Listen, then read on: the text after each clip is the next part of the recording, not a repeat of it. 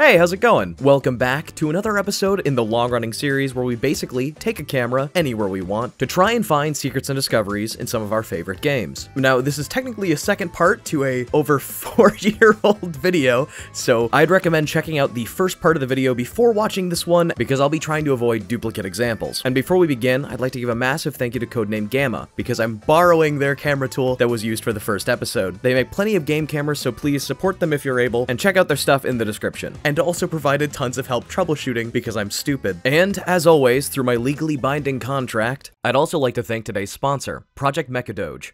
Project MechaDoge is a newly released casual RPG with a little bit of roguelike thrown into the mix. It's a world where only animals exist, and in that world, the two main factions you'll come across are downtrodden dogs fighting against the world. And that world is cats. It's always cats. These cats are violent, oppressive, and to give those poor puppies back their freedom, they're counting on you. And fortunately for them, the robot apparatus that you also inhabit. And the game features multiplayer, so not only can you experience a hack and slash with tons of upgrades for your mecha, but you can do so with a friend.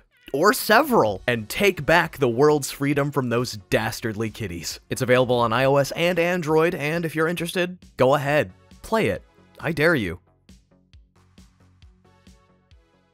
So the warp room of Crash Bandicoot 2, you're probably all familiar with, and it's actually structured pretty close to how it's portrayed, with the different rooms of the warp room being layered in order vertically. So as you transfer between these rooms, even though Crash does teleport from layer to layer, he is actually moving up or down in the same level. Each of these warp rooms also sport their own individual themes, with unique game objects and map structures integrated to fit that theme. Like for this industrial-themed one, with lots of pipes and the business that extend far outside the confines of this tiny room. One particularly strange difference between these rooms is the walls that they have behind the portals. In some of them, they're just small squares that sit behind them, and then in others, it's one singular object wrapped around the entire stage. And for the secret bonus stages, is this really large convex shape that I think is meant to help with perspective.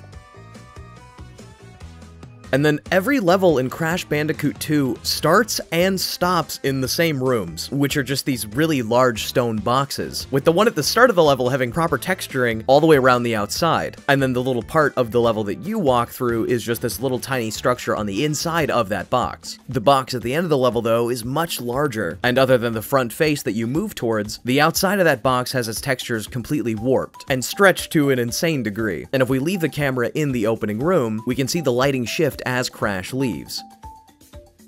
Also, there are various untextured cylinders underneath the start and end of some of the levels. I'm not sure what any of these do, but they're not consistently placed, so they really could have any hand in how the game plays or the level was constructed. But without talking to the developers, there's not really a way to say. In one level specifically, there's also two untextured little prototype platforms merged inside said cylinder that share a striking resemblance to the little gem platform just off to the side, so maybe it has something to do with that, maybe early level construction, something of the sort. It's just a strange thing to see, really. Now, most of the levels in Crash Bandicoot are an A to B affair. You start at the beginning, go to the end, and you're done. And while some levels have branching pathways, where the level will split off in two different directions and has two separate pathways that you could follow, some levels are more directly linear, like the jetpack stages, which everybody loves. And we can see those from an outside angle, where we can see that this tunnel that you fly through is mapped out in front of you pretty far, but the draw distance does limit it a bit, with the larger, more complex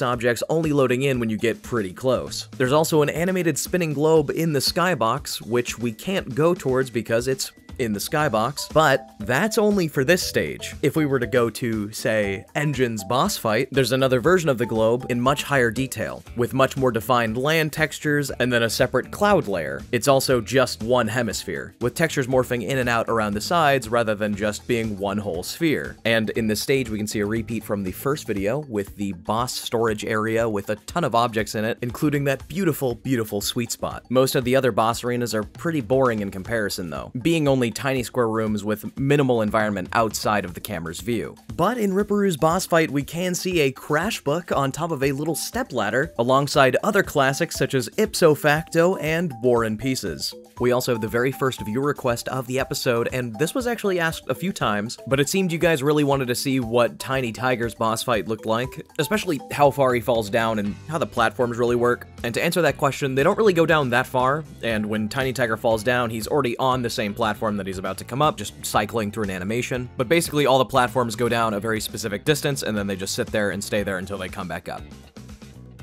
And then there's these scientist dudes riding in tubes in the background, and they go up and down the tubes much further than you'd expect before they completely disappear and then cycle from either side. Also, I imagine it's a pretty common question or maybe thought that you've had in your mind of, do the Nitro Boxes actually explode when I hit the switch? I mean, you hear them, but do they actually explode? Well, to answer your question that you definitely have had, yes. When you hit the green exclamation box, they do explode all the way on the other side of the map. So because of Crash Bandicoot's cartoony aesthetic, the game often uses cartoonish animation techniques, like squash and stretch or this 3D interpretation of smear frames, where to give the appearance of motion blur and Crash's spin being super fast, they have his face duplicated multiple times around his body. So as he spins, you see his face spinning around pretty quick. This isn't duplicated onto Coco though, and when she spins, she just spins. And back on the topic of squashing and stretching, if you slow down the animation of Crash and Coco swapping, you can see in particular stretching in action.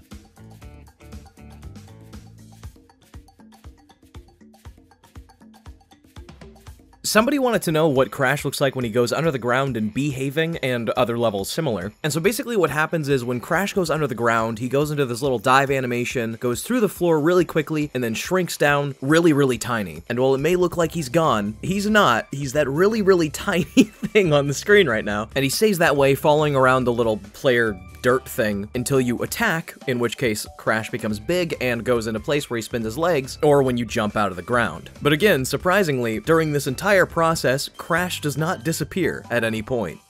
And there's a couple of death animations where Crash will be swapped out for a different object or be stuck in something, and those will have Crash's model instantly swap, like when he gets malleted into a grave. Or becomes ice. Crash also has a unique falling animation if you get hit on the monkey bars, where he kind of grasps at the air a little bit and then falls into the floor, and then instead of disappearing immediately, he kind of just hangs in the air a little bit before disappearing. And across the animals throughout the game, there's this fur texture that they use that you can see on Crash or other animals with fur. And then for some reason, this fur texture also gets applied to this particular Yeti's mouth. But this is the only enemy that I managed to find where that happened. There is one section of the game where you ride on top of a little polar bear, and one of the level hazards as you're riding past are these orcas coming out of the water. Well, this is what they look like from another angle, where they're stored just underneath the water before they're animated flying out, and then they do a little spin, and then they go back to where they were before. And then they'll do that forever, even if you've passed them. And then there's one particular detail where I'm not sure if I'm reading too much into it, or if it's actually intended to be this way for this particular reason. Well, take this rat for example, and how it doesn't have any front teeth. I imagine this is because this rat is only visible from the left or right, or at least only intended to be visible from the left or right, and so the front teeth wouldn't be necessary to have the illusion of a full mouth of teeth. But it leaves me wondering why not just have the full mouth of teeth, right? Anyway, I thought it was cool. It might be nothing, but hey, no front teeth rat. And now I suppose it's time for the best part of the episode, the low poly bird section, where we've finally got some low poly birds to cover, yay! You see them every now and again. In this particular case, there's 3 tiny little blue birds with little dot eyes, and they're so adorable, I want to squash them. No, I want to hug them, I want to hold them in my hand like hamburger. But yeah, they're a much higher level of detail than you would have expected, considering that they're very small and you don't really see them very closely, but they've got their full bodies, full wings, little tiny feet. I mean, they animate fully, so it's not really that surprising, but usually you wouldn't expect this kind of level of detail to go into them. Shout out to low poly birds, always my favorite part ever of all time. I don't know why, I love birds. You probably heard mine in the background, they're awesome. So Crash 2 in the Sane Trilogy also shares a lot of elements with Crash 1, especially when it comes to enemies and map hazards, stuff like that. So when you have something coming out of a hole, it just stretches into place, usually, rather than being the full object as it goes back up. You see that with a couple of these stone crushing things in the ice levels. And then for the map construction, usually it's just one giant path laid out in front of you that if you take the camera up, you can kind of see the whole thing in one go. And usually there's not anything stored out of bounds, except for the bonus stages, which are usually off somewhere in the distance, not too far away from the main level, but sometimes they are pretty far, but they're just off in the distance somewhere, and you can go over to them if you bring the camera out. But that's kind of it. Except for the level Barrett, which has a couple statues stored out on the side, and then a whole bunch of rocks all lined up in front of each other for some reason. Possibly as a leftover from when the map was getting built, since it kind of just looks like prefab objects to build the environment around you for this particular theme, but it's strange to see. And then with those bonus stages, since they're at a 2D perspective, usually it's just whatever objects you're walking in and a background. That's typically how it works. And if we move Crash way out of the way, the fog of zooming out of these areas will disappear and the lighting will change. You can see them a little bit better. And some of these bonus stages get really big. There's one particular snowy one where it's this huge thing of branching paths and gem pathways and stuff like that, but it's this really big structure. You also have for the industrial sections in like the Cortex areas, they're huge, and they have this huge backdrop full of piping and stuff. The platforms that you're walking on themselves are gigantic, and usually that's as far as it goes. Except for the snow bonus stages, where in the ice, it's supposed to reflect a back wall, and if you go too far away, it just turns into a picture rather than a live reflection. But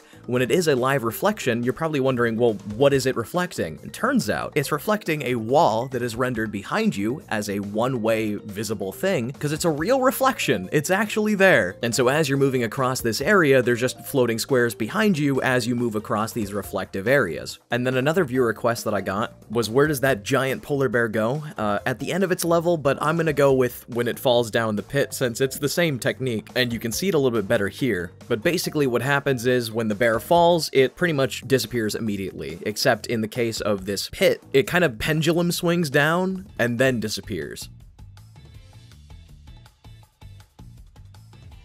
Also, if any platform that you've come across has fallen in the game, it's safe to assume that the platform is still there, just a little bit below the map. In the case of Engine's boss fight though, when he lasers the platforms and they disappear, what happens is it just pops back in a new one and it animates into place, and then it's right back where it started. But Engine also does the same thing. When he goes off screen, he pops into place to come back up onto screen, rather than moving fluidly between sides.